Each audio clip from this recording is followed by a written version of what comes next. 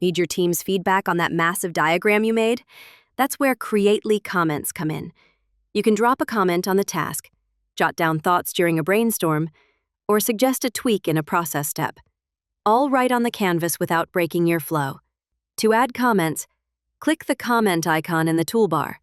Drop it on a shape or on the canvas anywhere you like and just start typing. You can even tag your teammates. To read a comment, click on any comment icon already on the canvas. You can edit or delete any existing comments. Need to follow up? Start a comment thread and keep the conversation going right where the work happens. Once done, just mark it resolved to keep your canvas clean. Resolving doesn't mean your comments are deleted. You can always find them again. Click on the comments icon to open the comments panel. Now you can see who commented, when they commented, the number of replies in the thread, and which threads were resolved.